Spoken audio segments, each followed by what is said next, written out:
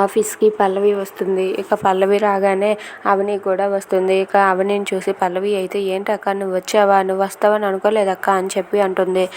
కానీ నువ్వు వస్తావని నేను అనుకున్నానని చెప్పి అవని అంటుంది. అది వినగానే అక్కడ ఉన్న పల్లవి అయితే సరే సరే నేను వేసిన ప్లాన్ ఎవరు తిప్పకొట్టలేరు అని చెప్పి పల్లవి అనుకుంటుంది. ఇక అవని అయితే నా భర్త చైర్మన్ కాకుండా ఉండడానికి నువ్వు ఏవైనా ప్లాన్లు వేస్తే తిప్పికొట్టాలనే నేను ఇక్కడికి వచ్చాను అని చెప్పి అవని అయితే తన మనసులో అనుకుంటుంది.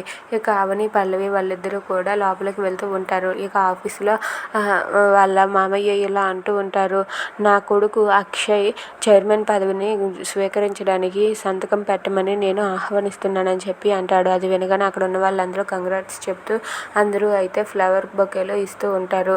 ఇక అది చూసి పల్లవి అయితే చాలా కోపంతో రగిలిపోతుంది. ఇంతలో అక్కడ ఉన్న అక్షయ్ అయితే సంతకం పెట్టబోతూ ఉంటే అక్కడికైతే పోలీసులు వస్తారు. పోలీసులు రావడం చూసి అక్షయ్ ఒక్కసారిగా షాక్ అయ్యి అలా ఉండిపోతాడు.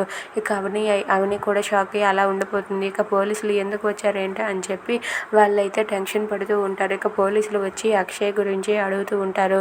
అది విని అవని అయితే షాక్ అయ్యి అసలు ఏం జరిగింది, ఏమైంది అని చెప్పి కంగారు పడుతూ ఉంటుంది. If you like this video please like, share and subscribe.